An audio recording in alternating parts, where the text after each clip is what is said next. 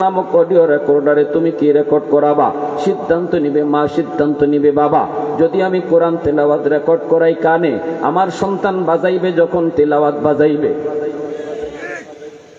চোখের মধ্যে যদি নামাজ পড়ার দৃশ্য রেকর্ড করাই, আমার সন্তান যদি দেখে মা পর্দা করে, পর্দা করার দৃশ্য যদি আমি রেকর্ড করাই চোখে, এই বাচ্চা বড় হওয়ার পরে পর্দার পক্ষেই কথা বলবে। এজন্য আমার সন্তান দুনিয়াতে আসছে আল্লাহর ওলি হইয়া, কবরেও যাবে আল্লাহর ওলি হইয়া। যদি বাপ মা আমানতদারি রক্ষা করে তারে বড় করে, কবরেও যাবে সে আল্লাহর ওলি হইয়া। দুনিয়া আসছে সে আল্লাহর ওলি হইয়া, এটা আমার নবী বলেছেন। এরপরে এই উলায়ত যদি নষ্ট হয়, বুজুর্গি যদি নষ্ট হয়, নবী কয় বাপ মা দায়ী। বাপ মার কারণে সন্তান ইহুদি হয়, বাপ মার কারণে নাসারা হয়, বাপ মার কারণে মুশরিক হয়। নবীজি বলেছেন এই কথা, আমি মৌলবী কই নাই, কইছেন আমার রসুল। এজন্য আমি বলতেছি, ভালো করে শুনবেন। এ যুবক, ভালো করে ইয়াদ রাখো, আমার সন্তান দুনিয়াতে আসা মাত্রই আমি তার প্রথম শিক্ষক, আমার মা তার প্রথম শিক্ষিকা, ঠিক কিনা? আমার স্ত্রী তার প্রথম শিক্ষিকা, আর আমি বাপ তার প্রথম শিক্ষক। এখন আমি তারে যা শিখাইমু, এইটা তার মরণ পর্যন্ত আসর করব। এখনো মনে পড়ে আমার, সেই ক্লাস 3-তে না 4-এ জানি পড়ি, আমার আব্বা একজন জেনারেল শিক্ষিত মানুষ, আমার গোটা ফ্যামিলি জেনারেল শিক্ষিত। এই লাইনে শুধু আমি একা। আব্বা সরকারি চাকরিজীবী, বর্তমানে রিটায়ার্ড, বাইত সচিব, রানিং উপসচিব, বর্তমানে আইন উপদেষ্টার সচিব, একান্ত সচিব, আমার আপন ছোট ভাই। তো আমার আব্বা যখন এখানে আব্বার পাশে আব্বার একজন বন্ধু আসছেন, আমি ছোট ওই রুম থেকে আব্বার পাশে আসলাম, আইসে একটু বসলাম, বসে একটু ঘেঁষাঘেঁষি করতেছি। ছোট বাচ্চারা দেখবেন বাপ মার পাশে আইসে এমনি ডলাডলি করে, তো মেহমান দেখলে আরেকটু যেন উদাই যায়। তো আইয়া এইভাবে আইয়া একটু ঘষাঘষি করতেছি। তা আব্বা আমারে বলতেছেন, বাবা আইসো তো ভালো কথা, সালাম কই? কি কইছেন? সালাম কই? তা আমি শরম পাইয়া বলতেছি, আসসালামু আলাইকুম আঙ্কেল। তা আমার আঙ্কেল বলতেছে, ওয়ালাইকুম আসসালাম বাবা, ভালো, বেঁচে থাকো বেঁচে থাকো। উনি তো খুশি, কিন্তু আমার আব্বা বলতেছে, না আমি তোমার সালাম নিলাম না। আব্বা আমারে কি বলছেন? আমি তোমার সালাম নিলাম না, তুমি রুম থেকে বের হও, রুম থেকে বের হও, আবার রুমে ঢুকবা, সালাম দিয়ে ঢুকবা, যেভাবে বাবা তোমার শিখাইছে এইভাবে। তো আমার আঙ্কেল বলতেছে, ভাই বাদ দেন, ছোট মানুষ বুঝছে না, ও তো এখন সালাম দিছেই, সংশোধন তো করে নিছে। আব্বা তখন বলতেছেন, ভাই এখন যদি ওর সালামটা আমি নিয়ে নেই, সারা জীবন ইয়াদ থাকবে না। আব্বা আমারে বের করছেন রুম থেকে, আমি রুম থেকে বের হইছি, বের হইয়া আবার সালাম দিয়ে রুমে ঢুকছি, যার কারণে আজ 35 বছর পরেও আমার সেই সালামের কথা আজও মনে আছে। আগেই বলেছি, বাবা হওয়া সহজ, আদর্শ বাবা হওয়া কঠিন।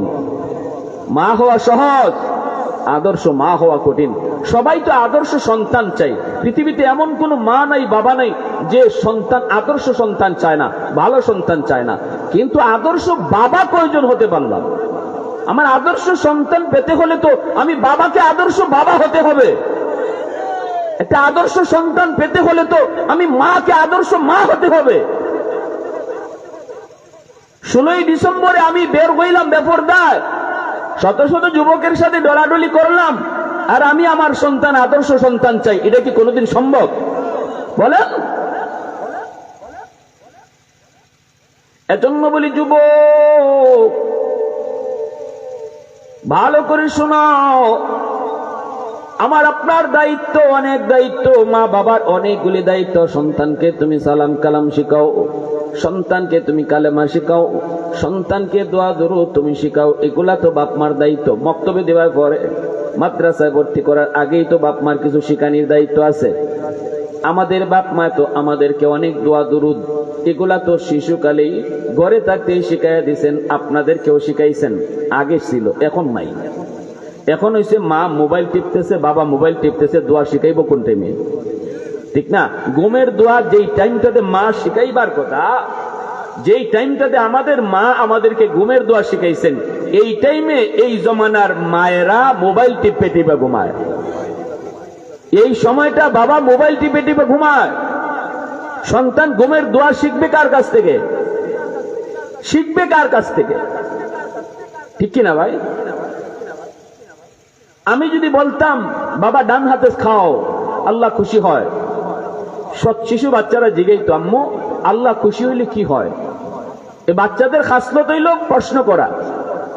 তখন আপনি কইতেন আল্লাহ খুশি হইলে বেহেশত পাওয়া যায়, জান্নাতে যাওয়া যায়। তখন এই বাচ্চারা আবার প্রশ্ন করবে আম্মু জান্নাত কারে করে? ঠিক না? আপনি বলতেন জান্নাত চিরস্থায়ী শান্তির ঠিকানা, মরণের পরে আল্লাহ দিব।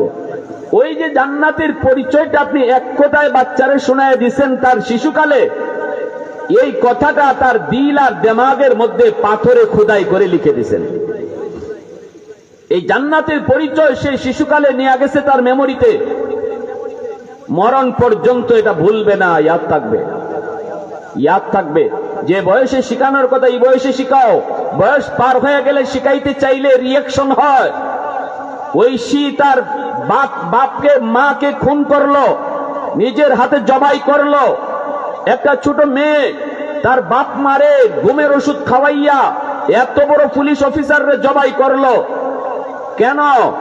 যেই বয়সে বাচ্চাটারে মেয়েটারে শিখাইবার কথা আল্লাহর পরিচয়, যেই বয়সে তারে শিখাইবার কথা নামাজ রোজা, যেই বয়সে তারে শিখাইবার কথা হালাল হারামের কথা, যেই বয়সে তারে শিখাইবার কথা কোন কাজে আল্লাহ খুশি কোন কাজে আল্লাহ নারাজ, ওই বয়সে কিছুই করলাম না।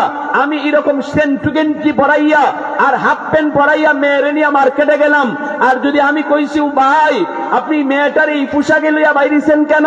কইতেন হুজুর বুঝে না বুঝে না বুঝে না। আমি খুব বলি যেই মা যেই বাপে অবুঝ বাচ্চারে ইউরোপীয়দের কালচারে বড় করে আর কয় বুঝে না, এই মায় বুঝে না, এই বাপে বুঝে না, এই বাচ্চার বিলায়ত, এই বাচ্চার বুজুর্গি, এই বাচ্চার কারামতি নষ্ট করার জন্য এক নম্বরে তার বাপ মা দায়ী।